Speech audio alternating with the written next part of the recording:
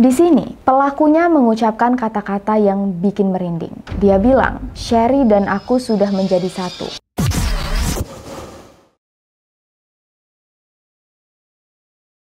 Penculikan adalah salah satu kejahatan yang bisa dibilang terjadi di semua tempat. Paling banyak menargetkan anak kecil, tapi nggak berarti orang dewasa aman akan kejahatan ini. Penculikan biasanya terjadi di malam hari, di tempat yang sepi, dan dilakukan dengan bujukan. Ada yang pura-pura ngasih tumpangan, minta tolong dianterin, atau sekedar nanya alamat. Tapi pada kasus kali ini, seorang anak berusia 17 tahun yang bisa dibilang udah dewasa, menghilang secara tiba-tiba di depan rumahnya sendiri. Orang tuanya cuma meleng sebentar. Entah gimana, anaknya udah hilang. Dan sang penculik merasa sangat senang meneror keluarganya. Langsung aja kita masuk ke cerita. Welcome to Ruang Gelap.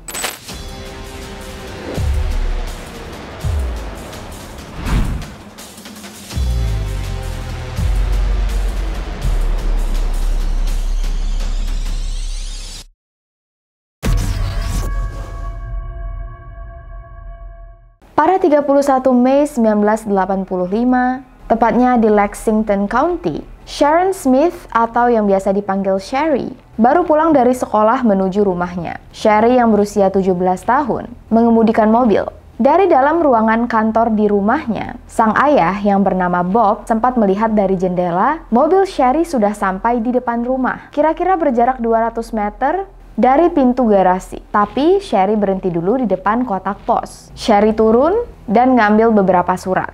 Bob sang ayah enggak melihat ada tanda-tanda mencurigakan. Dia sempat jalan ke ruangan lain, terus pas balik lagi ke kantor, mobil Sherry masih ada di depan kotak pos. Tapi Sherry-nya udah nggak ada. Ayahnya nungguin semenit 2 menit. Mobilnya nggak gerak-gerak juga. Sherry-nya di mana? Rupanya, sang istri yang bernama Hilda juga cukup khawatir karena mobil Sherry nggak gerak-gerak. Hilda ngecek keluar, dia lihat pintu mobilnya masih terbuka, sepatu dan tas Sherry ada di kursi, tapi Sherry-nya nggak ada. Hilda langsung ngabarin Bob, Sherry hilang. Tapi mereka berdua nggak langsung panik. Mereka sempat masuk ke area hutan yang katanya ada di dekat rumah mereka. Jujur gue juga agak bingung kenapa mereka ngecek ke hutan. Tapi menurut podcast Crime Junkie, Hilda dan Bob khawatir Sherry dalam keadaan linglung. Karena Sherry mengidap penyakit diabetes langka yang menyebabkan dia mudah dehidrasi. Makanya Sherry harus selalu makan obat. Yang membuat Bob dan Hilda lumayan khawatir, obat Sherry ini ada di dalam tas yang ada di dalam mobil. Mereka takut Sherry waktu itu jalan ke tempat lain, tiba-tiba linglung dan pingsan.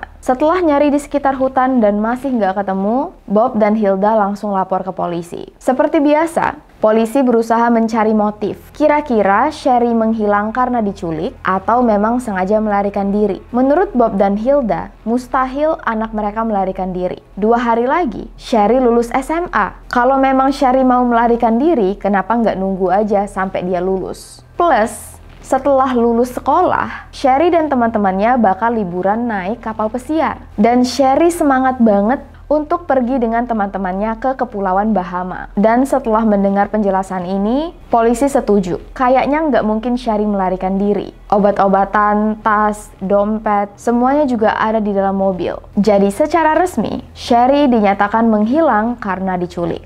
Di sini polisi nggak punya petunjuk sama sekali. Nggak ada saksi mata, nggak ada kamera CCTV, soalnya tahun 1985. Jadi yang bisa dilakukan cuman pencarian besar-besaran. Tim gabungan polisi, sukarelawan, warga sekitar, helikopter, anjing pelacak, semuanya diturunkan. Tapi Sherry nggak ditemukan dimanapun. Sampai akhirnya, 2 hari kemudian, telepon rumah keluarga Smith berbunyi. Yang mengangkat telepon adalah kakak perempuan dari Sherry yang bernama Dawn. Ini sedikit cuplikannya.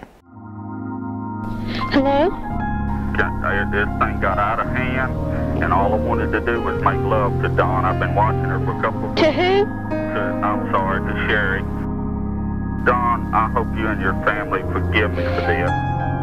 When you killed Sherry, was she at peace? She wasn't afraid or anything? She was not. She was at peace. She knew that God was with her, and she was going to become an angel. A.M. No, I'm sorry, hold on a minute. 3:10 a.m. Saturday, the 1st of June. She handwrote what you received. 4:58 a.m. Saturday, the 1st of again. Okay, Saturday the 1st of June, 4:58 a.m. Seperti yang kalian dengar, pria yang mengaku sebagai penculik Sherry secara langsung mengatakan pada keluarga Sherry bahwa dia tidak minta uang tebusan dan menjanjikan Sherry akan dipulangkan ke rumah asalkan polisi berhenti melakukan pencarian. Sang penculik juga bilang dia sudah mengirimkan surat yang ditulis oleh Sherry sebagai wasiat terakhir untuk keluarganya. Setiap kali nelpon, penculik ini selalu pengen ngomong dengan ibunya Sherry, Hilda. Hebatnya, Hilda masih berusaha baik banget dengan penculiknya, membujuk dan meminta Sherry untuk dipulangkan dan janji penculiknya nggak bakal disakiti sama sekali. Hilda cuman pengen anak perempuannya balik ke rumah dengan selamat. Penculik ini nggak janji sih, tapi dia bilang kalau mau Sherry dipulangin, berhenti melakukan pencarian. Dan sebagai bukti kalau dia memang penculiknya, keluarga Sherry bakal menerima surat yang katanya tadi ditulis oleh Sherry. Telepon ini langsung dimatikan, Hilda langsung ngelapor ke polisi. Menurut ahli profiler dari FBI, untuk yang belum tahu apa itu ahli profiler, mereka ini orang-orang yang bisa semacam memprediksi kelakuan dan background pelaku cukup dengan meneliti kejahatan yang dilakukan. Dalam kasus ini, yang menjadi ahli profiler adalah John Douglas. Kalau kalian suka dengan true crime, kalian pasti sudah nggak asing lagi dengan nama John Douglas karena dia sudah banyak banget membantu memecahkan kasus-kasus kelas atas. Dan menurut John, dia yakin 100% pelakunya pasti bakal nelpon keluarga Sherry lagi. Jadi, telepon rumah mereka disadap, supaya nanti kalau pelakunya nelpon, polisi bisa melacak lokasi sang pelaku. Di sisi lain, polisi langsung berusaha mencari surat yang dimaksud oleh sang pelaku. Mereka nelpon kantor pos pusat untuk cari surat yang ditujukan ke alamat keluarga Smith. Akhirnya ketemu, dan ini suratnya.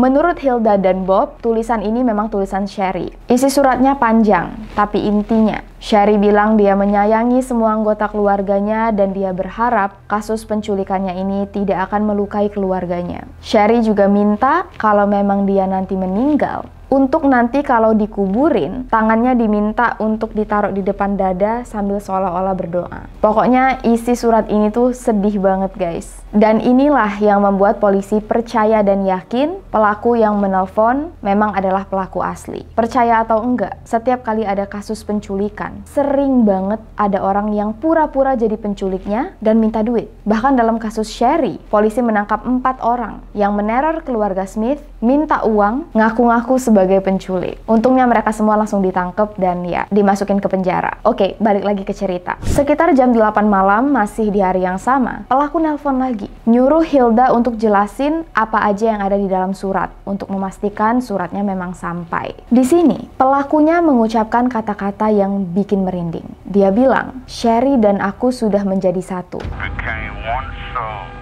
Became one soul. What does that mean? No questions now, please. Is Sherry with you?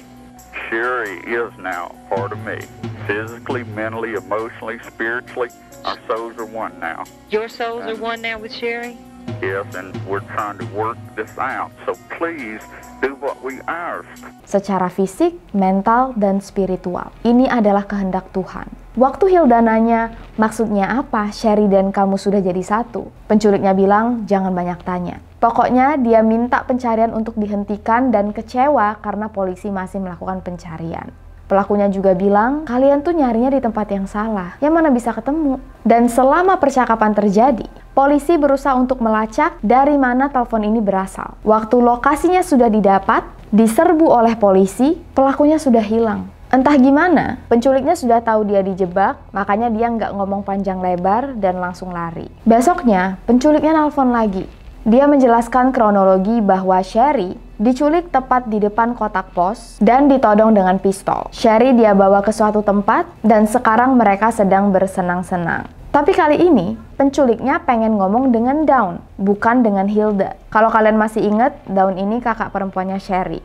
Terus secara nggak sengaja, penculiknya bilang dia tertarik dengan Dawn. Dawn kaget, kok sekarang penculiknya malah pengen menculik dia. Tapi sang penculik langsung cepet-cepet meralat kata-katanya. Oh, salah ngomong, maksud aku Sherry. Tapi bagi agen FBI, ini salah satu clue besar. Penculik ini bener-bener meneror keluarga Sherry. Sering banget nelpon, curhat. Tapi sayangnya, setiap kali polisi berhasil mendapatkan lokasi tempat telepon berasal, penculiknya selalu kabur duluan. Seolah-olah udah tahu. Dan akhirnya, penculik ini nelpon lagi. Kali ini untuk memberitahu di mana lokasi Sherry.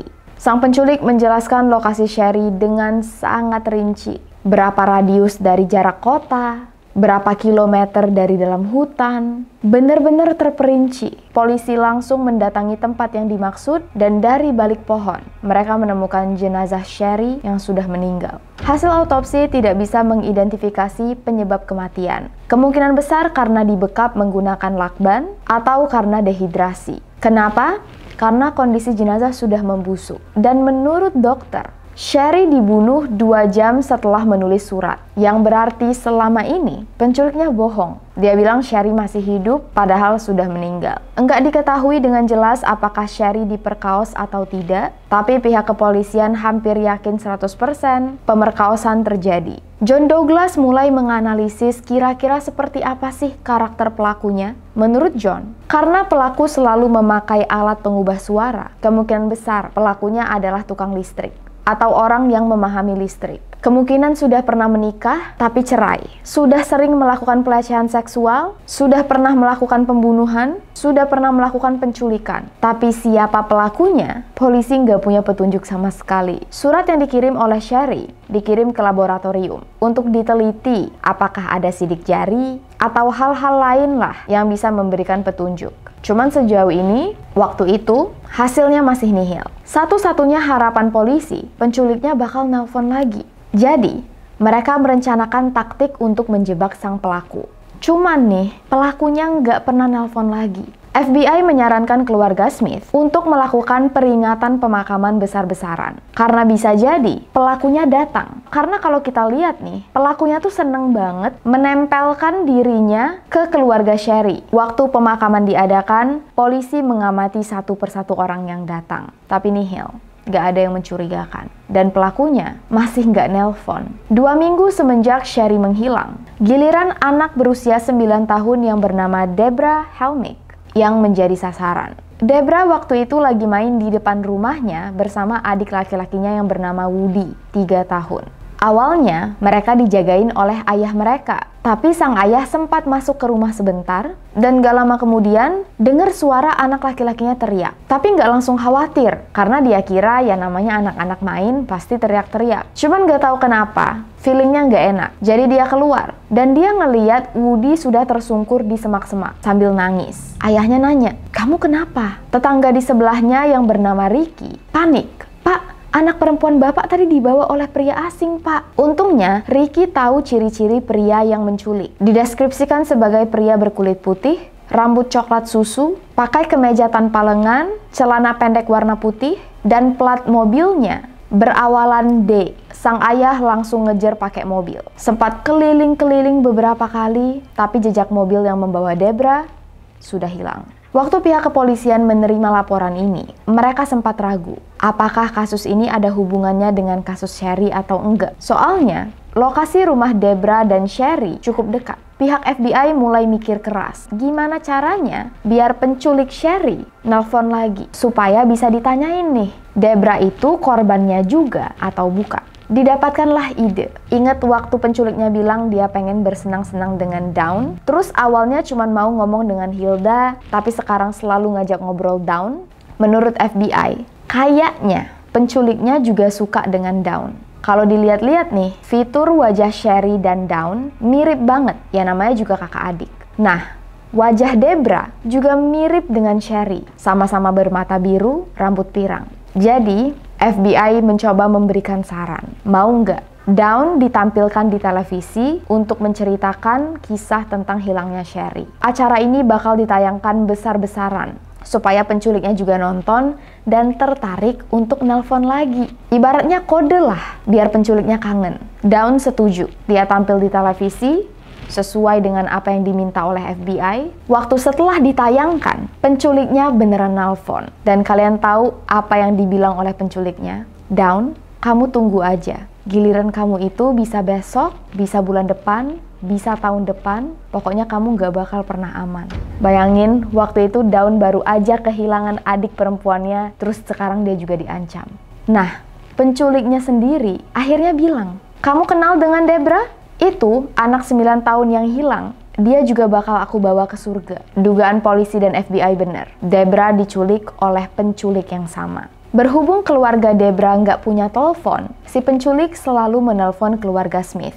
Ada aja yang diobrolin oleh penculiknya ini, dan selalu bawa-bawa nama Tuhan. Dan sama seperti kasus Sherry, penculiknya kemudian ngasih tahu di mana polisi bisa menemukan jenazah Debra, yang waktu ditemukan cuman memakai pakaian dalam wanita dewasa, padahal umur anak ini masih 9 tahun. Setelah diculik selama 8 hari, nasib Debra berujung sama seperti Sherry. Di sini polisi kehilangan petunjuk, tapi laboratorium yang memeriksa surat yang dikirimkan oleh Sherry menemukan petunjuk. Dari kertas ini, ada semacam tekanan yang waktu diteliti berisikan daftar belanjaan dan nomor telepon. Kalau kalian bingung maksudnya gimana, ibaratnya kalau misalnya kita nulis di atas buku, di halaman pertama kita nulis daftar belanjaan. Nah, di halaman kedua kita nulis surat. Tapi kan bekas pena yang kita tekan untuk nulis daftar belanjaan tadi, itu berbekat di halaman kedua. Nah, sama kayak surat yang ditulis oleh Sherry, sempat dijadikan alas untuk menulis kertas belanjaan dan nomor telepon. Nomor telepon ini sebenarnya hilang 1 angka di belakang, tapi cuma 1 angka. Jadi polisi bisa menebak dan menelusuri siapa aja yang kira-kira bisa dijadikan tersangka. Didapatkanlah nama seorang pria. Polisi langsung mendatangi pria ini. Tapi, profil pria ini tidak cocok dengan profil penculik yang dibuat oleh FBI. Cara ngomongnya juga beda. Di pikiran polisi, masuk akal juga sih, pria ini bukan pelakunya. Soalnya, nomor telepon yang dituliskan nomor telepon dia. Biasanya, jarang lah kita nulis nomor telepon kita sendiri. Jadi kemungkinan besar, pelakunya adalah orang yang mengenal pria ini. Jadi, polisi meneliti siapa aja yang menghubungi pria ini. Dan ada satu nomor yang paling menarik perhatian polisi, karena nomor ini muncul beberapa kali. Rupanya, nomor telepon orang tuanya sendiri. Bapaknya pria ini seorang tukang listrik.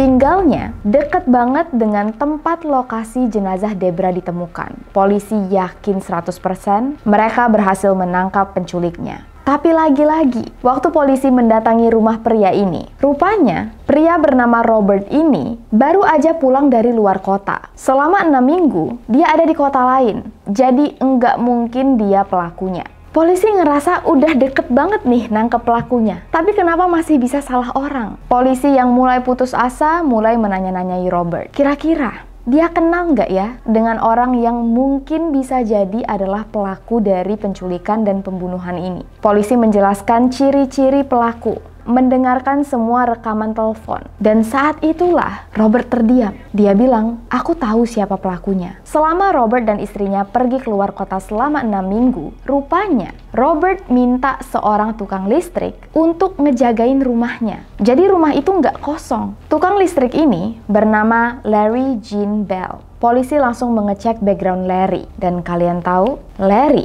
pernah dipenjara selama 3 tahun karena berusaha menculik 3 wanita. Pernah melakukan beberapa pelecehan seksual, pernah menikah sekali tapi sudah cerai, dan secara karakter fisik mirip dengan yang dijelaskan oleh saksi Ricky. Untuk memastikan, Robert mengecek pistol yang ada di dalam rumah. Pistolnya hilang. Jadi Robert nelpon Larry. Larry, pistol di rumah kami kamu taruh di mana ya? Kamu ambil ya? Ini nggak ada nih di tempatnya. Dijawab oleh Larry. Pistolnya ada di bawah kasur, Pak. Kasur kamar tamu tempat aku nginep. Waktu dicek oleh polisi, pistolnya memang ada di situ. Spraynya dibuka dan polisi menemukan beberapa bercak darah yang bercampur urin dan juga sperma. Plus beberapa majalah dewasa. Robert dan istrinya juga mengaku waktu mereka pulang ke rumah ada banyak banget clippingan koran tentang kasus hilangnya Sherry dan Debra. Dan Larry sangat terobsesi dengan kasus-kasus ini. Enggak pernah berhenti ngomongin soal Sherry dan Debra. Jadi pada tanggal 27 Juni,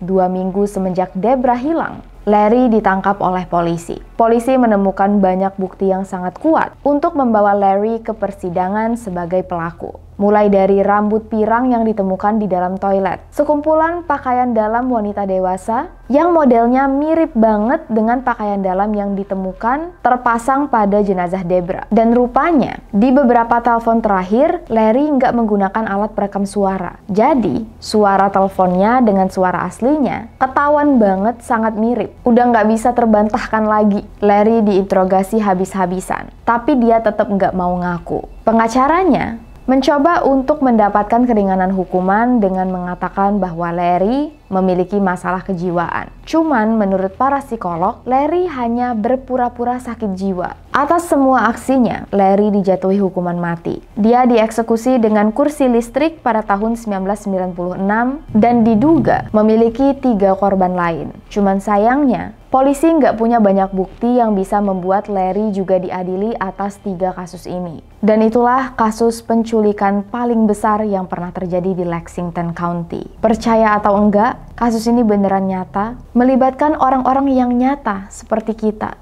Dan yang paling mengerikannya, kedua korban ini diculik tepat di depan rumah mereka sendiri, yang membuat pihak keluarga semakin merasa terluka karena merasa bersalah, enggak mampu melindungi anak mereka sendiri di rumah yang seharusnya aman. Semoga kita semua terlindung dari segala jenis kejahatan, dan juga mungkin meningkatkan awareness kita terhadap lingkungan sekitar. Karena Larry nggak mengaku, kita nggak tahu kenapa dia pengen nyulik Sherry. Sejak kapan Sherry dibuntuti? Kok berani banget nyulik di siang bolong tepat di depan rumah korban sendiri? Kenapa dia juga menyerang Debra? Sejak kapan rumah mereka diintai dan diawasi? Sampai segini dulu cerita kita pada kali ini. Untuk lebih banyak kisah-kisah true crime, horor, dan konspirasi, jangan lupa untuk like, subscribe, nyalain loncengnya, share ke teman-teman kalian, follow Instagram kita di sini, dan TikTok gua di sini.